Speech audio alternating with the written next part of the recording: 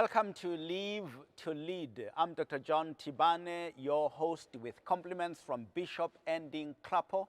And we are live on television, GNF television, and also on YouTube, as well as our Facebook live streaming and other platforms. It's always a pleasure every Thursday afternoon to just be in contact with you, to do the leadership thing. And all we are doing in this segment is to inspire, to encourage, to empower and equip one another to live lives of influence and impact.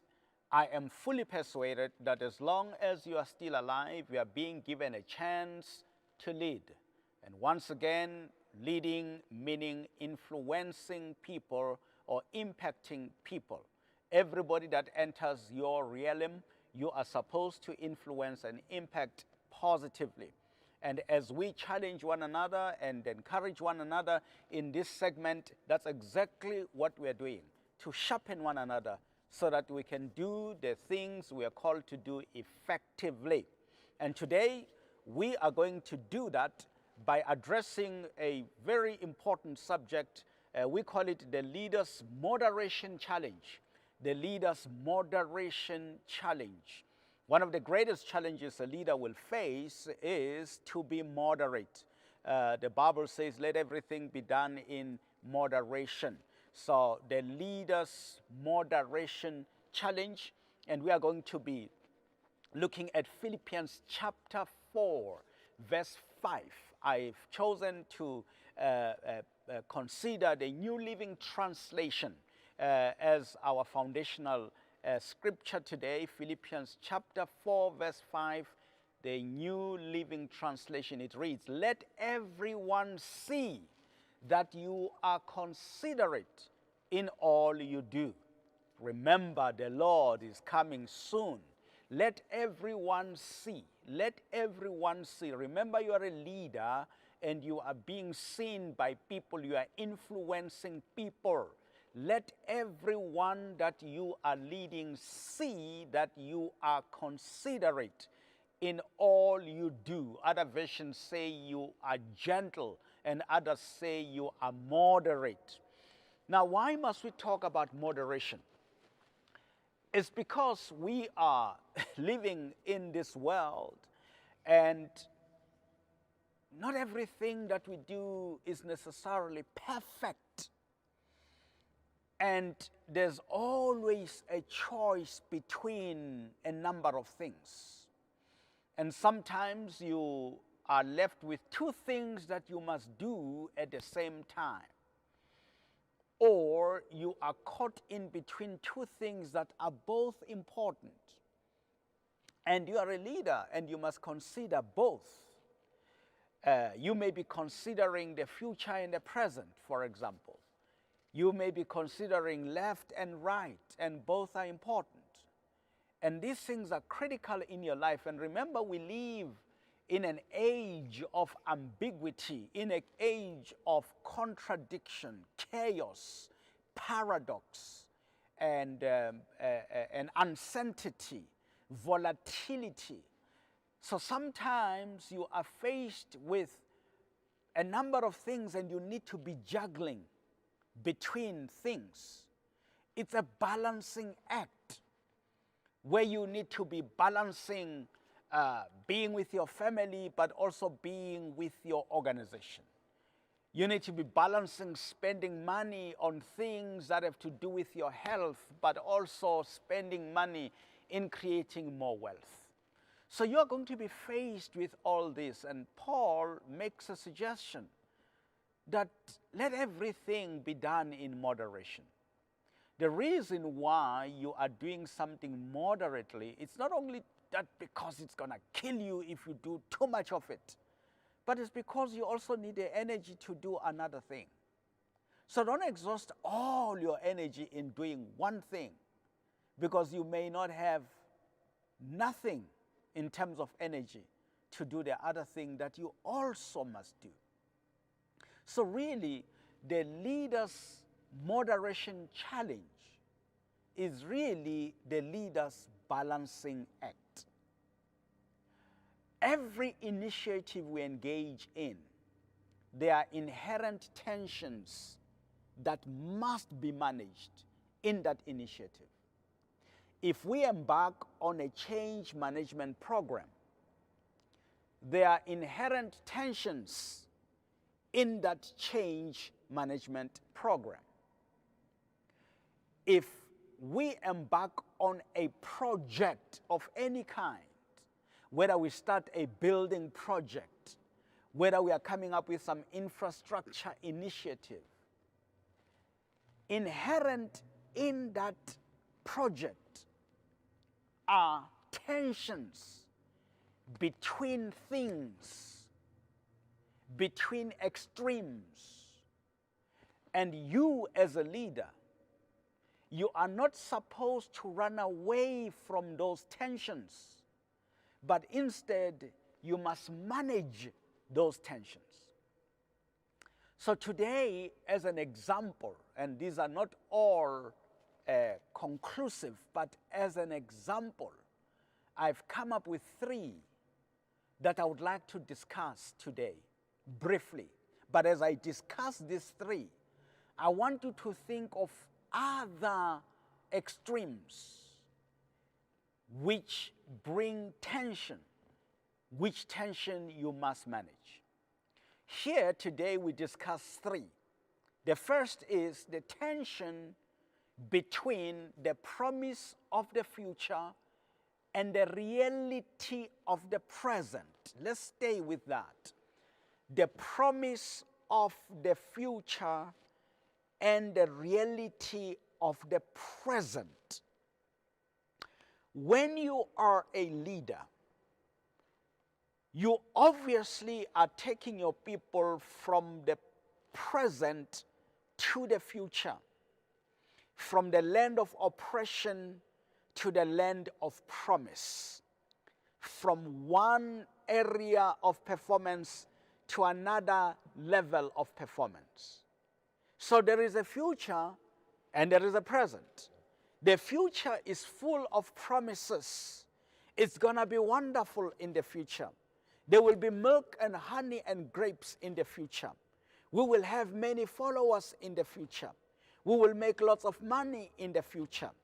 Now that is the promise of the future, and it can be very exciting, and people, they buy into this future.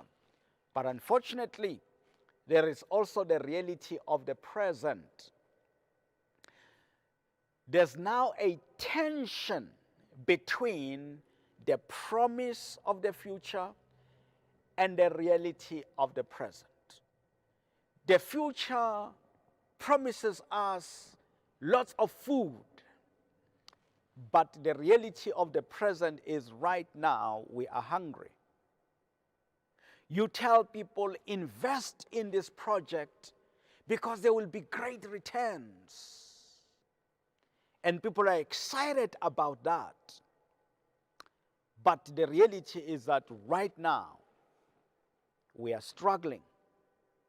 So now there is a tension between the promise of the future and the reality of the present.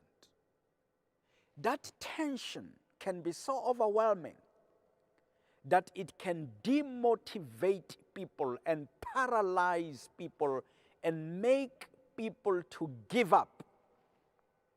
You, as a leader, you are supposed to manage the tension. Stay in control. Stay in charge. That's what we are talking about when we say it is a leader's moderation challenge. There's a lot of moderation that must take place.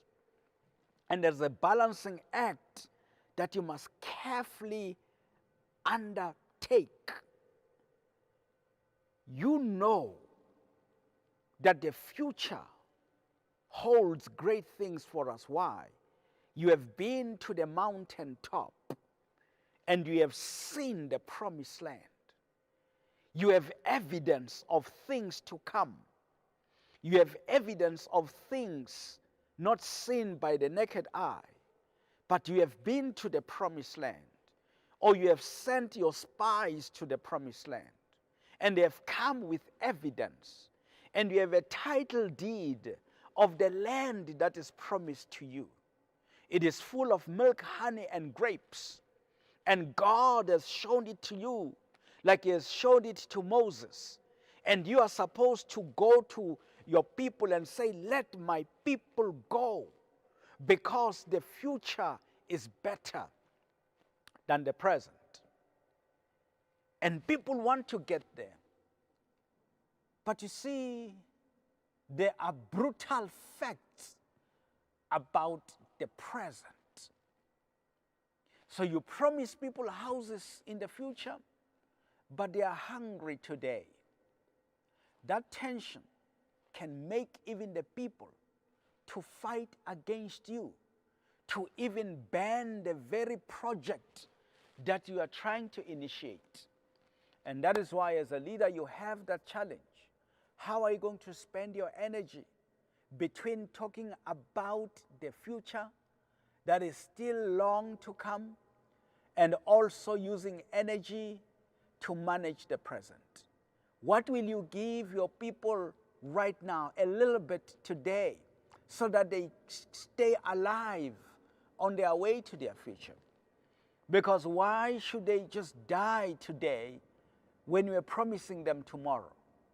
So what is the use of the future if they will not live long enough to get there? So it is moderation.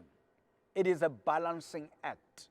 There's a tension between the promise of the future and the reality of the present. You as a leader, you need to manage the tension. You need to manage the tension. The second one that we need to be talking about, because there are many of them, but we need to also manage the tension between external expectations and internal expectations. External expectations and internal expectations. If you are undertaking some change program as an organization, you begin to announce to the outsiders, watch the space. This thing is coming. Watch the space. We are going to be doing 1, 2, 3, 4, 5. We are coming with that and that and that. When you are going through change, the challenge here is there are outsiders and there are insiders. There are outsiders and there are insiders. The outside people have their expectations. The inside people also have their expectations. The customers and the stakeholders out there, the shareholders out there, and your partners out there, the investors out there, they have their own expectations. And you also have you have employees on the inside, and the employees have their expectations. So the tension that comes here is between external expectations and internal expectations. As a leader, you need to be moderate. As a leader, you need to balance these two. And as a leader, you need to manage the tension between external expectations and internal expectations. Customers expect something because you promised them that something great is coming, a new product is coming, or we are going to improve our services. We are going to be embracing Batupili principles. And the communities are expecting a lot because you as government, you promised, as a government department, you promised that something is coming. So they are expecting that. But your people internally, they are also expecting that you must take care of them. You must pay them their salaries. You promised people outside that we are going to improve our services. But your people inside are saying, if we are going to have to work harder in order to deliver those services that you have promised to other people, we are also expecting that maybe you should increase our salary because we are going to be working overtime. We are going to be doing that and that and that. You promised the outsiders that they are going to get better services, but you have not improved our machines. You have not improved our technology. You have not improved the infrastructure internally. We don't have the tools. You said to the outsiders that when they have got queries as customers, we are going to respond to them within 24 hours. But guess what, boss? You have not improved our laptops. We are still using old laptops that are taking too long even just to open when we press the button. So this is the challenge that the leader has. It is called the Leader's Moderation Challenge. It's a challenge, and it requires a balancing act, and it requires that the leader must not run away from the tension between the extremes. Instead, the leader must manage the tensions. And part of managing, it takes a lot of communication. So as you talk to the outsiders, you must let them know that we do have some challenges internally that we are working on. So even though we promise you 1, 2, 3, 4, 5, please bear with us. But also come to the inside and tell the people that you are working with to say, hey, we have promised the outsiders. I know that you've got these needs and those needs and those needs, but there's a reason why we need to keep our customers informed about what we are trying to do. So it's really a challenge, or rather a tension that you need to be managing. Even as fathers and mothers, the way we deal with our children, there's a tension all the time between external expectations and internal expectations. And the last one, which is very important that we are going to be discussing today, it's really to manage the tension between achieving results and enriching relationships. Achieving results and enriching relationships.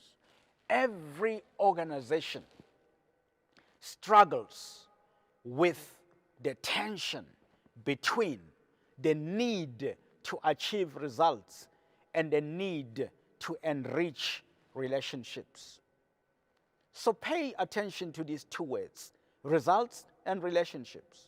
Results and relationships. An organization exists to produce results, but an organization runs on relationships. In other words, it is people that produce the results. Now, you as a leader, you are caught in between the need to see the results that are important for the customers and the shareholders and the investors. But then you also have the people who are actually producing those results. And you must have a good relationship with them, and they must have a good relationship amongst themselves. The point here is, you must never achieve results at the expense of the relationships. Because if you do that, the people are going to fight against you because you are making them slaves. You are just a slave driver wanting to get results, but you do not care and you do not invest in relationships. But the other way is also true. Don't spend too much time and energy massaging relationships and people's emotions whilst you neglect results. Because if you do that, you become a social club full of people who are living well together without hurting each other, but you are going nowhere. You are not producing any results. And unfortunately, it is the results that will give us the rents that we need to pay the people. So there's a balancing act, therefore, balancing achieving results and enriching relationships. The balance between getting ahead and getting along. We must get ahead in terms of production and results and progress, but we must also learn to get along. We must not hurt each other in the process, but there's a balance. We mustn't hurt each other, but we must also be getting ahead. It's really a balance between pace making. We must make pace. We must go forward, but you must balance that with peacemaking. Let's not injure each other. Let there be no strife whilst we are doing this. So really, when we talk about teamwork, we are saying let's work well together whilst producing results. So it's not just working well together but going nowhere. So it is a balance. Now leaders need to be awake, leaders need to be alert and have your finger on the pulse. And you know, when you touch on the pulse is like a wave. There's an upper part and the lower part, upper part and the lower part. You need to feel both the top and the bottom. Feel both the top and the bottom. That is why, like in medicine, the blood pressure, there is a number above and a number below. There's a systolic pressure and a diastolic pressure. Yeah, don't worry about the words. But basically, there is a peak and a valley, a peak and a valley. There's a peak and a valley. Now, the leader needs to have his or her finger on the pulse, on the peak of the pulse and the valley of the pulse. So that could be the promise of the future and the reality of the present. That could be external expectations and internal expectations. That could be achieving results and enriching relationships. That could be time with your family and time with your customers. That could be time with God and time with people. Whatever it is. But this is a leader's moderation challenge. Why am I saying moderation? You need energy for all these things. So don't use all your energy on one end at the expense of another. Don't use all your energy for the peak and forget that there is a valley. Don't use all your energy for the valley, forgetting that there's a peak. They both need you. It's a balancing act. What you need to know is that the two are fighting for your attention. The peak wants you, the valley wants you. And because they both want you and they are fighting for your time, for your energy, for your attention, now there's a tension between the two. A leader must not run away from the tension. A leader must manage the tension between the two extremes. That is called a leader's moderation challenge.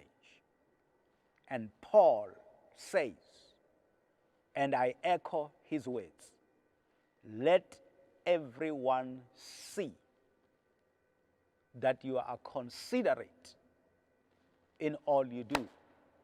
You consider the extremes, remembering that the Lord is coming soon. We want to thank you for joining us today. It's been such a great pleasure for me to share these insights with you. I hope they are becoming mind-expanding insights, and I hope that you can use them in your own life to be considerate in all you do, even as you moderate your activities in your life of being a leader. Don't forget to join us once again every Thursday at 3 o'clock. But please do let your friends and let other people join us, even in the workplace. you can create some time during this time on Thursdays to sit down and watch together, or even at your own special time as you visit our YouTube and our other platforms where we are sharing these insights. But we also need you to support us in many other ways, including financially, so that we can keep the television license operational. We need your support, and on the screen, I'm sure you are able to see some details on where you can support us. May God bless you, and we'll see you next time. Until then, live lives of influence and impact.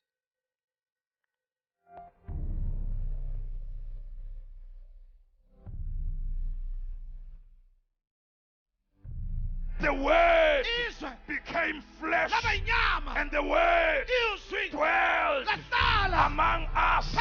But the world did not recognize him. And the Bible says he came to his own, and his own received him not. But all those who received him, he gave them power. He gave them power. Shout power!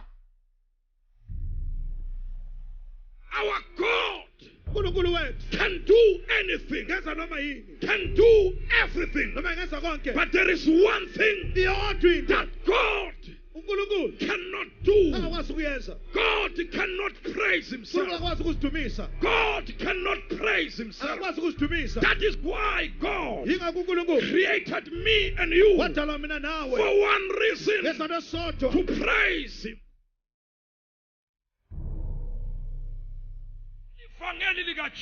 The gospel of Jesus is the gospel of power. For the preaching of the cross to them that perish is foolishness, but to us which are saved is the power of God.